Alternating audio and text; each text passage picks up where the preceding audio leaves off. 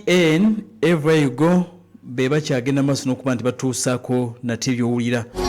Kansala Kigongo Fredo wali Masajja Kibira mwebale nnyo okuba nti mutadde kagaye tetugenda mu Ssematalo. Amawanga gabadde magezi gaganye okuyingira mu lutalo.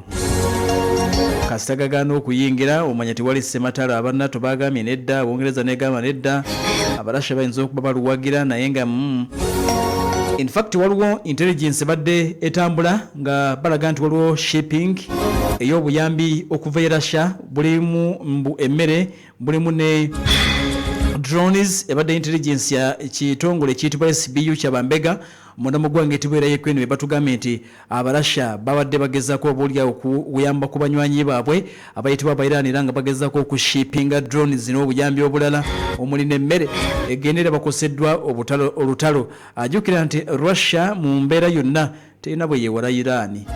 Omusajja ababeererawo jjojjoozi mu lw'Ukraine n'abawa shahedi ne bakulira omulimu. Kati Ukraine egamba nti mu mbeera erabikanga ey'okusasula Abarasha balina shipments ze babadde bagenda maaso n'okuba nti bakola zigende ziyambe ku basajja abo abayitibwa aba Irani. Newankubadde nga Russia tanabagenda maaso newaika nti obaolyawo avaayo kakasa bino byonna. Kakati era waliwo abantu baabano babiri bafiiridde wali munda mu kibuga ekiyitibwa Abu Dhabi munda mu ggwanga etibwera UAE babadde bafaafagana ne ballistic za Irani. Kakati mu bbanga eyo ebibapajjo ebivudde ku interceptors ne zigenda maaso kandi zigudde wansi ne zitta babiri alesti amawulire agagava munda mu ggwanga UAE bwe gatugategeezeza era nga bwe kibadde kisuubirwa amakyago olwaleero Irani abayisizaamu kawe gaali n'abayisaamu ab'e Kuwait ab'e Jordani kata gwe sirabye naye nga abasinga agenze maaso n'okweka nti abakubyekubye banneyibabe mu mawanga ago aga Gulf. Kyokka tutegedde nti wali Israel nagambye tugenda kwongera okwetegereza eri omuzinga gumu ogwagenze maaso n'okweka nti gwayiseewo ekitundu ekiyitibwa ekitundu kibayita Kifal Kasim kyekisinza okulabika nti olwaleero kikubiddwa amasekkati ag'ekibuga mu kibuga ekiyitibwa Tel Aviv. Kakati okusinza ku mawulire agaliyo batugambye nti ebizimbe ebiwerako byonooneddwa. Emmotoka bw'otunula ebifaananyi ebiva sayidi eno emmotoka nga zeefudde. Abasajja balina zi ballistic weegudde muno mu kibuga ekiyitibwa Kifaru Kasim emmotoka zikubye sama. Emmotoka ebadde emipiira egibadde wansi ne yeefuula ezimu ne zigwa ku zinnaazo waggulu olw'amaanyi aga blast ya ballistic. Ebifaananyi ebivaayo bakulaga emmotoka nga zeefudde ezimu ziri ku zinnaazo waggulu. Ebizimbe ebirako nga byonooneddwa. Israel egamba nti bataano be basobodde okulabika nti boolyawo balumiziddwa nate mu bulumbaganyi buno obugenze maaso n'okulabika nti bukoleddwa eggwanga etibwa erya Islamic Republic of Iran ku ggwanga eritibwa erya Isirayiri n'ebirala ebigenda maaso n'okulabika nti boolyawo bivaayo. Tunayingira okuba nti tubikubuulira nate mpola mpola ataddeko PAL FM ekula eri omuntu wa bulijjo. Kakati mu nnumba ezo zikoleddwa Iran era nga bwe mbabuulidde wabaddewo okulumba Al Azraq Base e Jordan mubaddemu okulumba Sheikh Issa Base esangibwa Bahrain. Iran erumbye Ali Salem esangibwa mu ggwanga erya Kuwait ne baddemu ne balumba Al Fijan Base munda mu ggwanga eriyitibwa nate erya Kuwait. Iran egamba nti mu nnumba ezi latest basobodde okuba location ezinsanvu munda mu ggwanga etibwa erya Israeli. Ebibuga okuli Haifa, Dimona n'ebirala bibadde bagenda maaso n'okeka nti bakuba mu nnaku nga zizo ampuliriza eziise.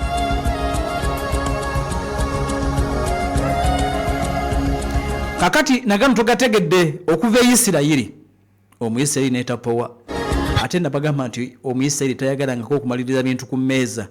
Yes, Omuyisirayiri tomuwulirangako nti tuteese nedda. Beewulire emmundu abo Abayudaaya bo bamanyi kimu mundu esobola obigonjoola era nabagambye nti batandise dde okweraliikirira nti musajja ayagala kutujja mu lutalo bo bamanyi kimu mundu. Kakati tutegedde nti Isirayiri mu nnaku ezigenda okusembayo singa wanaabawo ceasefire kubanga Trump ayagala ceasefire ebe ya mwezi mulamba naawe tutegedde nti abakulu munda mu ggwanga erya Isirayiri nga bakulemeddwamu Ssaabaminisita yennyini gwe bayita Benjamin Netanyahu bamaze okutongoza ttaamu egenda n'ebyayo. Bayisirayiri batongozza ttaamu egenda n'ebyayo in case singa ttaamu eba yakukomekerezebwa, abaana ne bafuna lipooti, basomesa ne badda ewaka, mu masomero ne gaggalwa, bakuuku ne basigalayo. Manya amasomero ago gabangako bakuuku nga bo tebadda waka. Mugenda ne mubasangawo nga bali abafumbiraani. Bakuuku abafumba ku masomero yonna mbabuuzizaako bannange muli mutya. Naye kale kanzire ku mulamwa, eggwanga lya Isirayiri Netanyahu ne banne bakalintalo abakubi abatawummula tebaagalangako mmeeza bo bawulira mundu yaabwe. Omwisirayiri tateesa ku mmeeza tayinza kwegayirira mu jangu tuteese ng'alina emmundu. Akuba bukubi ebintu bye bya kibuli mu Isirayiri yoyo mu Yudaaya origino akuba bukubi. Hitler yabanyiiza nnyo kati bazibu. Naawe tutegedde nti bateekateeka ttaamu egenda n'ebyayo singa bakakasa nti ddala olugenda kuggwa, singa bakikakasa kubanga ebikyaliwo kati kibuusibwa lunaggwa teruggwa, Iran anaateesa taateese, naye in case singa bakizulwa nti lugenda kuggwa bamaze okuteekateeka ennumba ezigenda okusembayo mu ngeri ya ttaamu egenda n'ebyayo, bakuba omu Iran bamwogoloze bamale bawummule.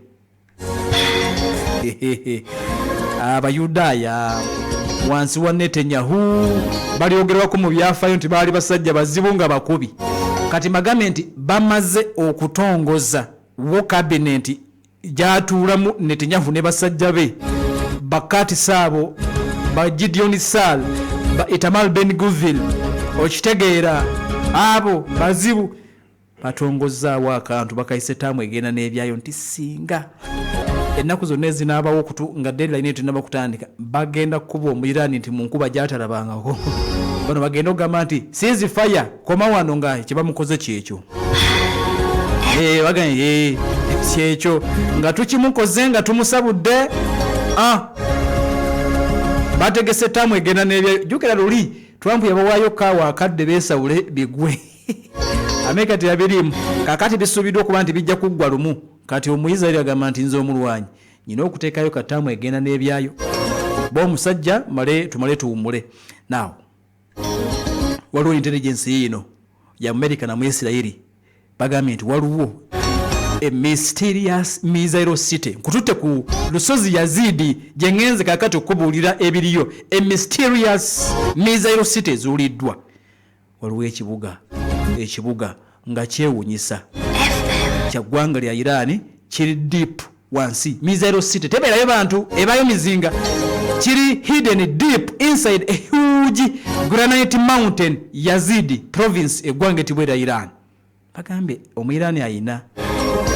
Omanyi bwe tubabuulira bino ne muwulira n'ebibadde bigenda mu maaso nga batugamba nti abasajja babamaze amaanyi tebakyalina busobozi bukasuka. Kati bwe tukubuulira nti balina bye baakukulira kitegeeza nti otegeera nti balina bingi ng'oggyeko Amerika ne Israel byemanyi, kubanga buli lunaku baleeta newankubadde nga bongera obbasabula buli lunaku biggweewo. Kaakati tutegedde nti waliwo beesi munda mu lusozi oluyitibwa Yazid, an impenetrable fortress underground missile city.